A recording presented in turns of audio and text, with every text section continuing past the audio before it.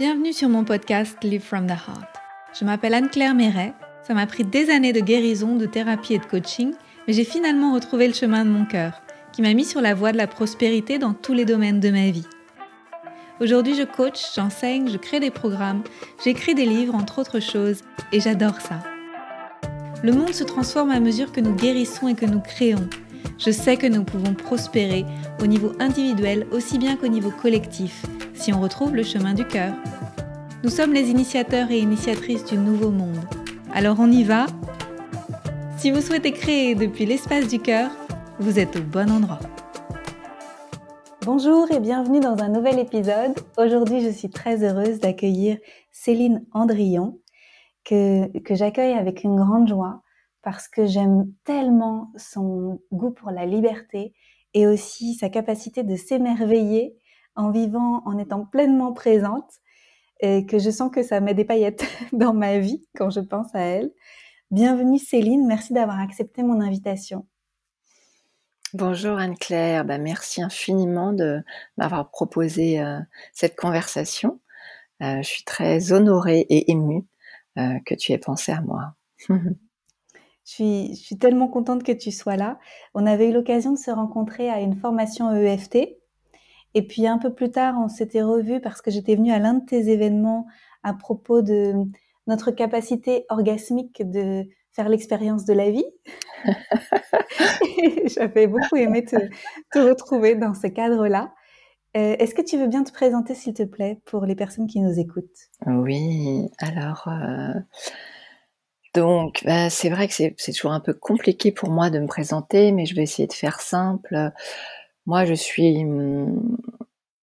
on va dire facilitatrice, c'est ce que je préfère, facilitatrice et aussi coach, mais je facilite les personnes en quête de changement, d'autonomie et de possibilités.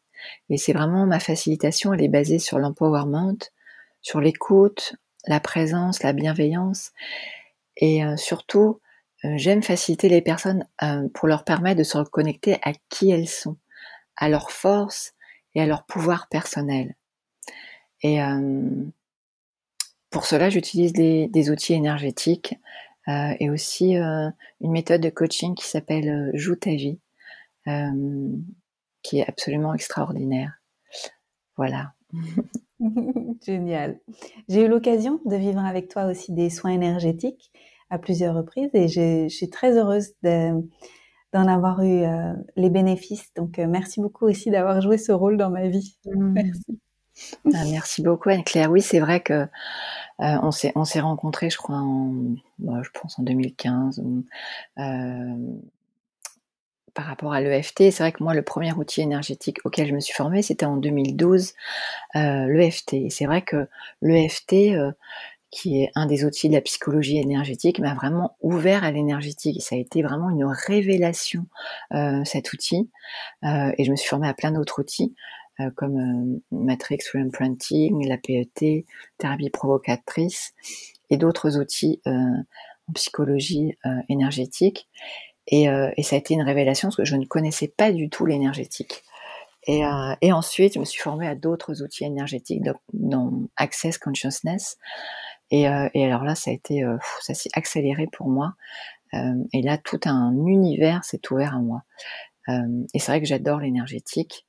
Et maintenant, je me suis ouvert aussi au Healy, qui est quelque chose d'énergétique aussi. Voilà, et je vais pas en parler maintenant, mais et j'adore ce nouvel outil que j'ai et qui va dans le sens pour moi de l'autonomie, parce que tout ce que je fais et que je suis, c'est vraiment pour développer mon autonomie. En fait, j'ai commencé en fait à l'âge de 17 ans, non pas 17 ans, à 17 ans mon petit frère a eu un cancer et en fait ça m'a complètement traumatisée. Je me suis dit waouh, à 17 ans on peut avoir un cancer. Et du coup, moi j'en avais 19. Et en fait, ça m'a traumatisée et du coup, je n'ai eu de cesse de m'interroger sur comment être en bonne santé. Que faire pour être en bonne santé ? Alors, j'avais quand même cette chance d'être d'une famille où on se soignait naturellement avec l'homéopathie et un grand-père qui avait écrit et édité des livres naturels le pouvoir de l'ail, le pouvoir du miel, des guides homopathiques. Donc j'avais cette chance-là. Et puis en 2000, j'ai rejoint mon père pour être journaliste dans son journal, qui était pour le choix de la liberté de choisir sa médecine. Et du coup, j'ai eu la chance de pouvoir interroger et de rencontrer de nombreuses personnes qui choisissaient des façons de se soigner et de vivre différentes. Et du coup, j'ai découvert qu'il y avait plein de possibilités. Et j'ai transmis ça au lecteur. Ça, c'était vraiment passionnant et aussi pour moi parce que je cherchais aussi des réponses pour moi, au niveau de la santé parce que je souffrais d'anxiété, de stress et j'avais très mal au ventre et j'étais hypersensible et je dormais peu. Voilà, voilà. Dis donc, Tout ça un me roman. parle, ça me parle tous ces symptômes. Et donc, finalement, t'es tombée dans la marmite super jeune. Ouais, c'est ça. Génial. Ouais, ouais. C'est une richesse pour toute la vie.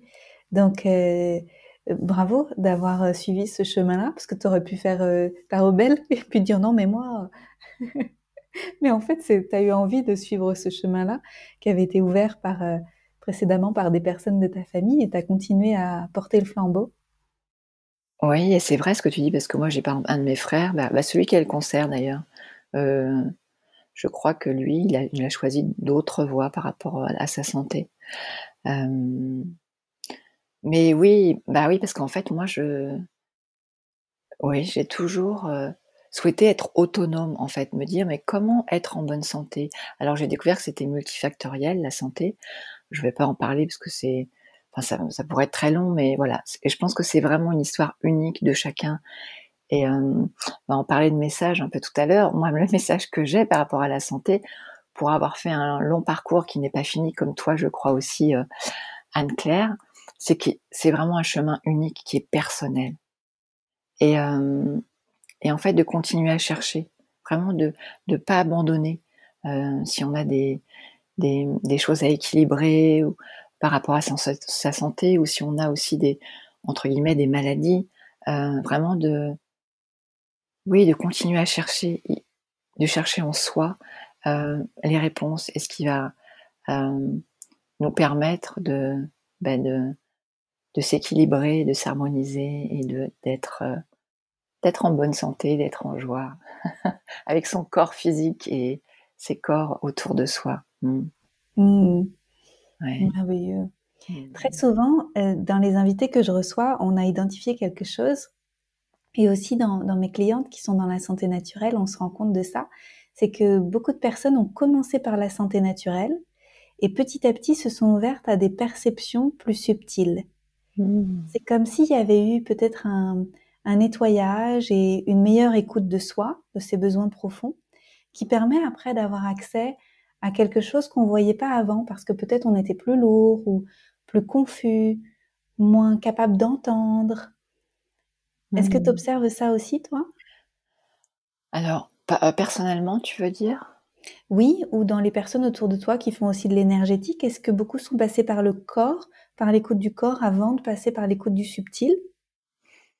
Alors je pourrais pas dire, mais en tout cas, moi j'ai l'impression que les gens qui sont hypersensibles, c'est souvent en fait, ce sont des capacités qu'ils ont. Alors ils peuvent être hypersensibles et du coup avoir des, mmh, ils ont l'impression qu'ils ont des handicaps, mais en fait c'est des capacités qu'ils ont. Je sais pas si c'est clair ce que je dis. Si, si, si. Mais Ouais. c'est qu'ils n'arrivent pas au début à savoir quoi en faire. Oui, parce qu'en fait on leur dit que c'est un problème et du coup ils en font un problème. Alors qu'en fait, c'est souvent des capacités, heu, qu'ils ne savent pas utiliser. Ce serait Alors, ouais, ouais. comment tu les aides, ces gens-là? Alors moi, c'est pas vraiment ces gens-là qui si, c'est vrai, parce que moi, évidemment, j'ai quand même beaucoup de gens qui viennent me voir pour, l'anxiété, le stress, en fait, ce qui résonne avec moi, hein.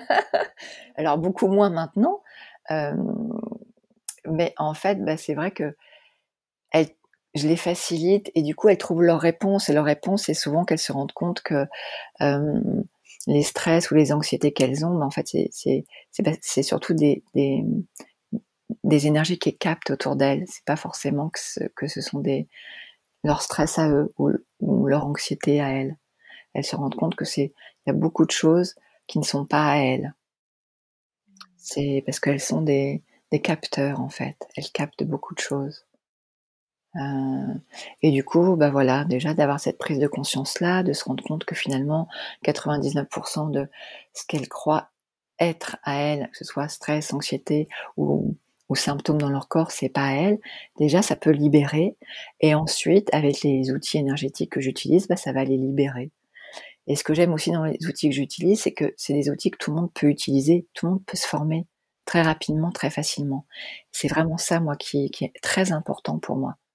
Parce que du coup, les gens, ils viennent me voir, mais ça va assez vite. Et ensuite, s'ils veulent être autonomes, ils peuvent apprendre les techniques. Parce qu'il y a rien de mieux que d'être autonome. Moi, tout ce que j'ai fait, c'est pour moi, en fait. Je l'ai fait pour moi. J'ai fait pour être autonome. Donc, les outils, je les utilise tout le temps pour moi. Là, cette nuit, j'ai eu une insomnie, je me suis fait des soins énergétiques. Pendant 1h30, j'ai posé mes mains et je me suis fait des soins énergétiques. Je sais plus, il y a 3 jours, j'ai eu une insomnie, j'ai allumé mon Ili. Il m'a mis le programme insomnie. J'ai fait: «Ah oui, tiens, ça tombe bien, j'ai une insomnie» et hop, je me suis fait le programme, 10 minutes après, je dormais. L'EFT, ça va être pareil. Si je suis trop stressée, je vais tapoter. Donc vraiment, parce que moi, j'ai besoin de me sentir autonome et c'est vrai que je suis très contente d'avoir tous ces outils parce que quand je vois ce qui se passe aujourd'hui, moi, je sais que c'est vrai que j'ai passé ma vie à être très peu.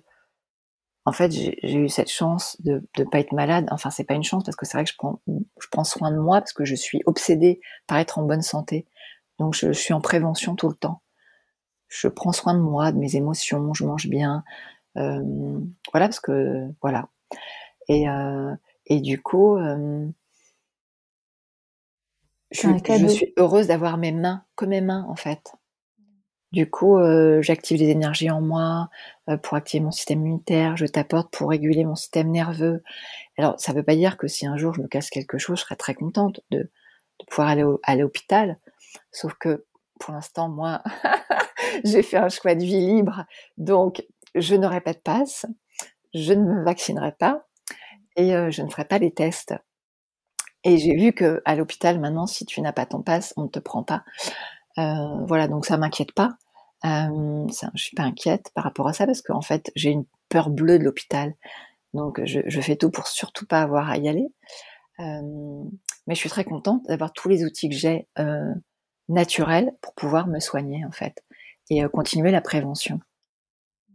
Donc voilà, et vraiment j'invite vraiment les gens à se former à des techniques énergétiques pour pouvoir être autonome le plus possible en fait. C'est beau ce que tu dis parce que moi je te vois comme une éclaireuse, je te l'ai dit tout à l'heure, Oui. que tu as un temps d'avance et parfois tu t'en rends même pas compte tellement c'est naturel pour toi et tellement tu vis au présent. Et avec ce qui se passe dans le monde, c'est comme si, moi j'ai l'impression qu'on a atteint un paroxysme de remettre son pouvoir à l'extérieur. C'est de la faute des autres, c'est la société, c'est le gouvernement, c'est le système, c'est. Et en réalité, c'est une opportunité extraordinaire pour revenir à soi et voir là où on a le pouvoir à l'intérieur. Ah, exactement. Ouais. Ah oui, exactement. Et c'est vrai que quand je te parlais, quand j'étais journaliste, pour vraiment, je passais l'information aux lecteurs pour leur montrer qu'autre chose était possible au niveau de la santé. Mais là, aujourd'hui, je vis dans un éco-village. Et j'allais dire merci le Covid, parce que jamais s'il y avait eu le Covid, je pense que je me serais ouverte à cette vie dans la nature, en communauté, parce que j'étais tellement bien à Paris, même si depuis toutes ces années, je vivais à Paris, mais oui, je vivais différemment, c'est-à-dire que je me soigne depuis que je suis petite différemment, l'homéopathie ou l'énergétique, je mange le mieux possible. Il y a 10 ans, j'ai créé mon activité, donc je me suis vraiment lancée, encore plus loin dans ma quête de liberté, en ayant ma propre activité. Et vraiment, moi je réalise en fait tout ce que je fais depuis 20 ans, et ce que je suis, c'est vraiment pour créer cet autre monde. Cet autre monde où chacun pourra enfin être lui-même. Un autre monde où on pourra être libre d'être soi ensemble. Et ça, c'est extrêmement, dans ce monde qu'on nous a proposé, moi j'ai passé mon temps à me demander, enfin à m'interroger, je continue à le faire, mais là je sens vraiment que c'est ça, de me mettre reconnectée il y a 20 ans, à ma valeur de liberté, d'autonomie, de vérité, de possibilité.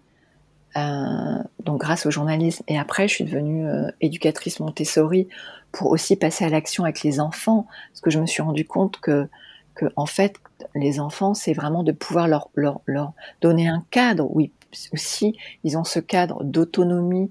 On les laisse autonomes, on les laisse aller à leur rythme, on les juge pas, on respecte leur singularité, on les responsabilise, et que chaque enfant peut aller à son rythme. Il peut devenir ce qu'il est vraiment. Donc ça a vraiment été, voilà, vraiment cette quête de liberté, elle est là en fait depuis vraiment 20 ans. Et ici à Pourgues, moi j'ai découvert un seul éco-village, et ça a été Pourgues l'année dernière. Quand on s'est parlé l'année dernière, Anne-Claire, et j'ai découvert le documentaire En Liberté, réalisé par Alex Ferriné. Et j'étais en plein confinement à Paris et je pleurais. J'étais tellement mal. Et quand j'ai vu ce documentaire, je me suis dit, ça existe. Ça existe. Un autre monde existe déjà. Et en fait, j'y suis allée après pour aller voir sur place si c'était pour de vrai, si c'était pas juste dans le film. Et j'ai été suivre la formation qu'il propose donc au mois d'octobre l'année dernière, comment créer un éco-village. Et j'ai vu que ça existait pour de vrai. Et du coup, je me suis dit, c'est là que je vais vivre. Et c'est vrai que Pourgues, pourquoi Pourgues ? La vision de Pourgues, pourquoi Pourgues ? Parce que Pourgues, elle a une vision unique de la liberté individuelle de l'enfant et de l'adulte. Et je vais lire leur vision. Chaque personne jouit de sa liberté individuelle, quel que soit son âge. Rien n'est obligatoire. Chaque individu fait ses propres choix, mène ses journées comme il le souhaite, se consacre à ce qui l'intéresse sans contrainte de programme ni de temps, et assume pleinement la responsabilité de ce qu'il entreprend. Le collectif lui fait confiance et n'attend rien en retour. Et pour cet espace, j'ai aussi choisi Pourgues, parce qu'à Pourgues, on est libre d'être soi ensemble. Et aussi à Pourgues, leur intérêt, c'est vraiment la priorité, leur intérêt, c'est le facteur humain. Le facteur humain qui est vraiment très précieux. Et donc j'y suis allée pour ça, pour la liberté et pour le facteur humain, parce que voilà, c'est de vivre ça avec des gens, pas dans son petit appartement à Paris en lisant des livres, c'est très beau, mais j'avais vraiment aussi besoin de le vivre en vrai tous les jours. Et je peux vraiment dire que ça existe, que c'est très intense, et que vraiment les villageois de Pourgues, ils sont admirables. Alors je le mets pas dans le sens où je les mets au-dessus de moi, je les mets pas sur un piédestal, mais ils sont admirables dans le sens où ils ont créé, ils se sont lancés dans une aventure folle, complètement folle, parce que la barre est très élevée, et c'est très dur, c'est très intense, et les gens sont très engagés, et c'est pas tout repos, et en même temps c'est merveilleux. Ils ont créé un endroit merveilleux, avec des gens qui sont engagés, et en même temps c'est c'est pas simple. Mmh. Waouh! Il y a eu, quand tu parlais, pour moi, il y avait un vrai retour à la simplicité, tu vois? À l'évidence et en même temps, c'est tellement aux antipodes de la façon dont on a appris à vivre quand on vit en ville, dans des boîtes. Ouais. Dans des boîtes et déconnecté de la nature et tout ça. C'est un choix courageux et heu et c'est un choix qui est résolument, pour l'avenir, en fait. Parce que, comme tu disais tout à l'heure, tu as commencé déjà il y a 20 ans à vivre pour créer le nouveau monde et là, c'est comme si, voilà, c'est l'étape d'après, quoi. Mmh. Précipité par les circonstances extérieures Ouais, que ouais. c'est exactement ça. Ah ouais, et là, je peux dire vraiment merci le Covid, tu vois? Parce que jamais, jamais j'aurais pensé vivre et c'est vraiment le village de Pourgue, hein. Moi, les gens me disent: «Mais tu as été voir d'autres villages et tout», c'est vraiment le village de Pourgue. C'est une évidence, un coup de cœur. Quand je suis arrivée là fin juin, beh, j'étais chez moi et d'un seul coup, c'est ce que tu disais avant qu'on se parle, c'est mon système immunitaire, tu sais, mon système nerveux, il s'est calmé dès que j'ai posé les pieds à Pourgue. Ouais, il s'est détendu et et du coup, alors je voulais dire plusieurs choses, mais je voulais dire, oui, moi ce que j'ai découvert la première fois que je suis venue, et c'est ça aussi qui m'a dit: «Mais c'est vraiment là que je vais vivre», parce que moi j'étais très intègre avant. C'est-à-dire c'était noir ou blanc, c'était vrai ou faux, il y avait pas de nuance. Donc j'ai vraiment développé la nuance ces 20 dernières années. J'ai encore pas mal de travail et ici ça m'accélère mon processus de transformation par rapport à avoir plus de nuances. Parce que ici, il y a plein de gens très différents. C'est-à-dire que les fondations de Pourgue, elles sont très claires et c'est un niveau d'exigence très élevé. Et en même temps, on est très différents. Il y a plein de gens qui n'ont pas les mêmes opinions, qui pensent la même chose. Et ça, quand j'ai découvert ça l'année dernière, je me suis dit, waouh, ça c'est formidable. Parce qu'on n'a pas besoin de tous se ressembler ou tous de penser pareil pour vivre ensemble. Ça a été une révélation pour moi. Mais, Chacun sa couleur. mais c'est hyper challengeant. C'est hyper dur. Ouais, mais bon, tu as ce qu'il faut. Ah ouais, ouais, mais quand je dis que c'est hyper dur, c'est pas. Oui, oui, oui. Ah oui, oui. Puis c'est quand je dis que c'est dur, ça demande beaucoup de courage, de détermination, de lâcher prise, de. Ouais, ouais. Ah non, mais j'adore. Hein. Ah non, non, j'adore. C'est challengeant. Là, pour le coup, c'est challengeant, mais j'ai. Ah ouais, non, j'adore. Et alors, du coup, je vais te dire quelle est ma vision du futur. Moi, ma vision du futur et de mon futur, elle est très claire maintenant. C'est vraiment de vivre les uns avec les autres, proches de la nature, en mélangeant les âges, plutôt que de vivre les uns à côté des autres, où chacun est seul. Recréer le lien social en vivant ensemble, en partageant le quotidien de la vie, en partageant les moments simples, en s'entraidant, en créant, où chacun est une contribution et une source d'inspiration pour le collectif et pour le monde. Et un futur où on est libre d'être soi ensemble et bien vivant. C'est magnifique. Voilà. Merci pour ce partage. Depuis que je t'écoute depuis tout à l'heure, je vois la belle verte. Ouais. Ah ouais, ah ouais. Mmh. C'est ça. Ouais, Mmh. je viendrai te rendre visite et on écoutera les concerts de silence. Ouais, avec joie, avec grande joie. Mmh.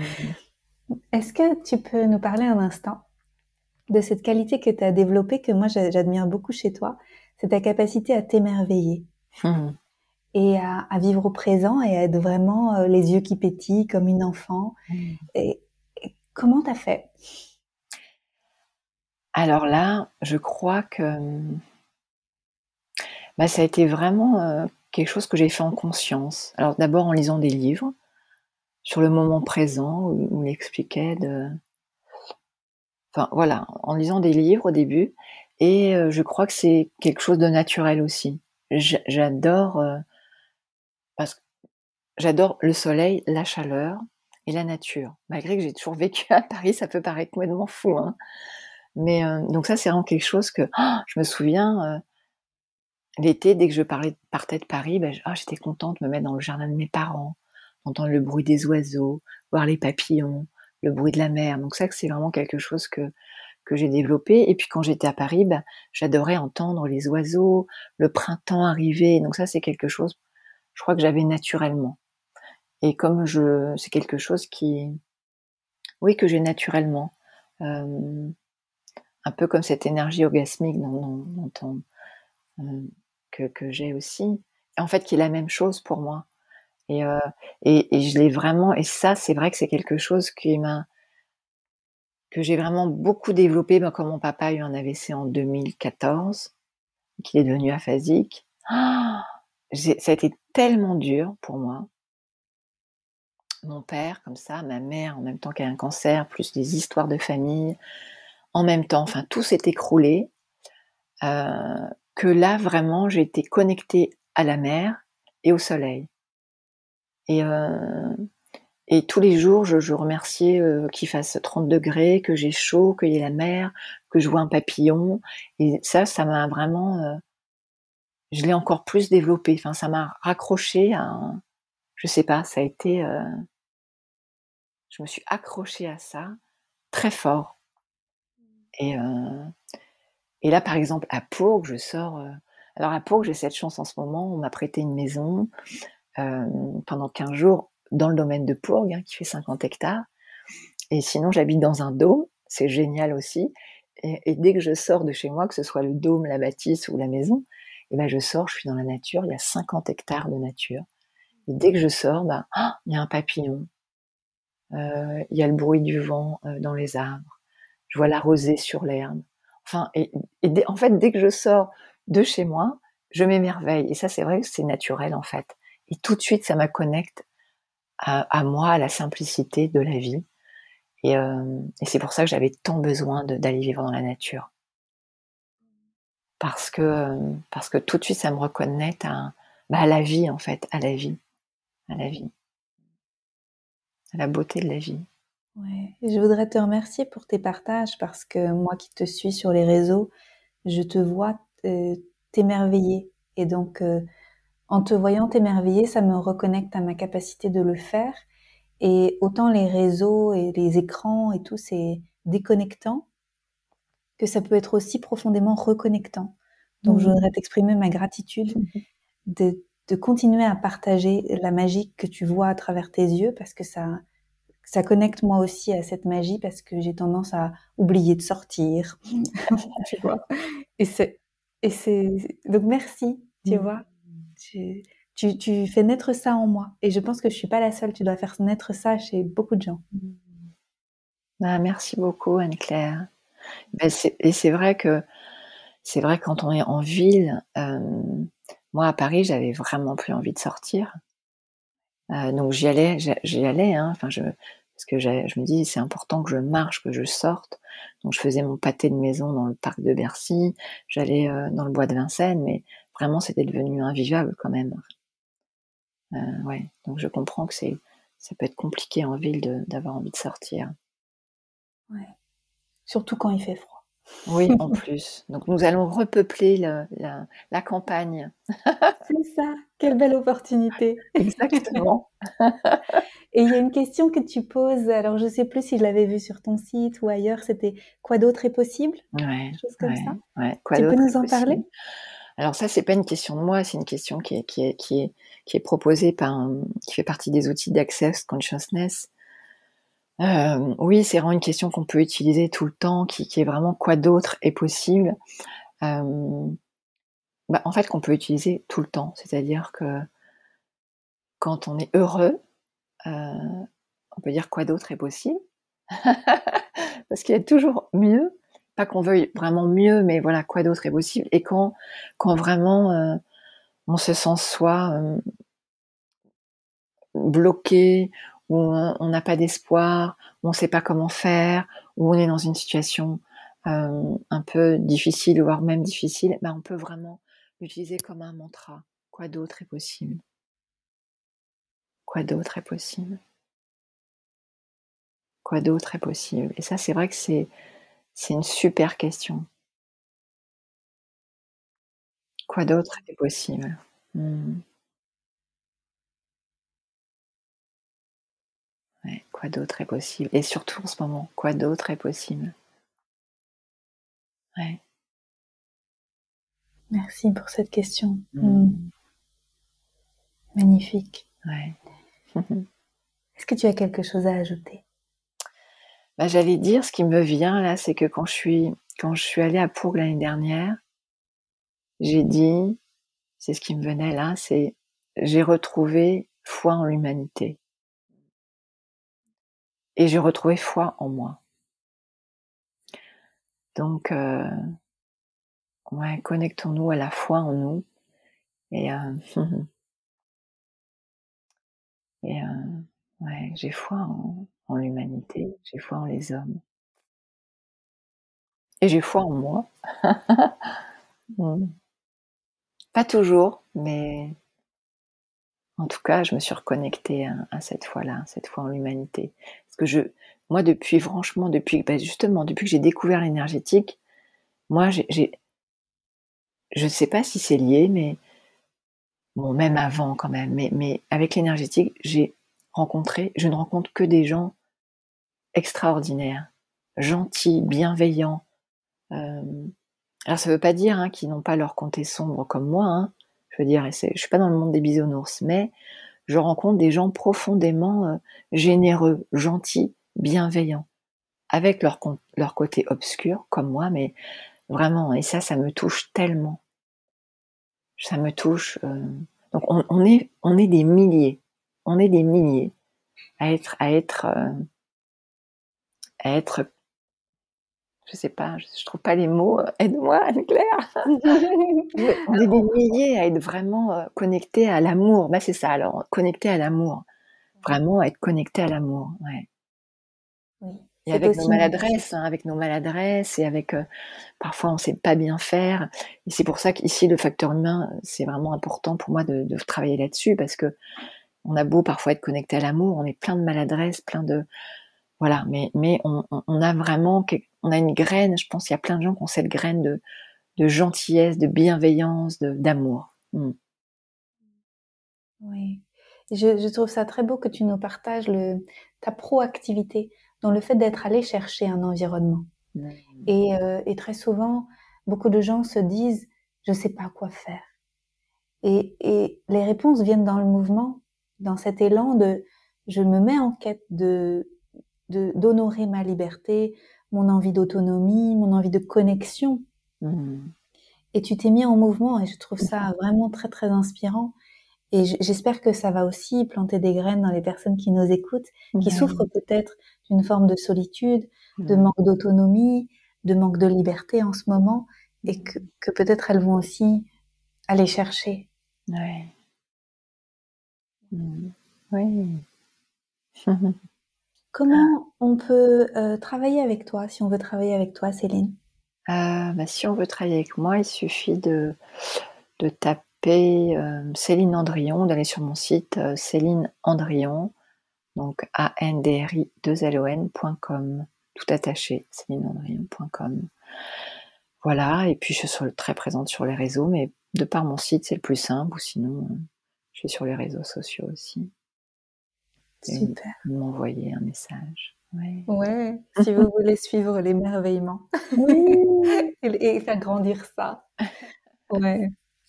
Et pendant que je te parle, je suis dans une pièce absolument sublime. J'ai 2 fenêtres qui donnent sur la nature. Il y a plein de papillons qui volent autour de moi pendant que je te parle. Enfin, autour de moi, autour de la maison, mais c'est magnifique. Merci pour cette image. Mmh. Céline, je te Ouais. souhaite tout le meilleur pour ce nouveau chapitre. Merci Anne-Claire, et toi aussi, je te souhaite tout le meilleur, pour ce nouveau chapitre, pour toi aussi, fin août. Merci, Mmh. merci beaucoup. Que je vais suivre aussi avec inspiration, parce que tu es une grande inspiration aussi pour moi. Merci beaucoup. d'être là dans ce monde. Merci à toi.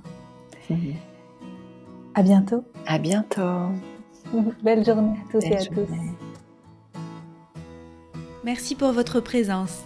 Si vous avez aimé cet épisode, je vous invite à le partager avec vos amis et à suivre le podcast pour être au courant des prochains épisodes. Et suivez-moi sur mon site internet anneclairemeret.com et sur mes réseaux sociaux pour être au courant de mes prochains programmes et formations. À bientôt!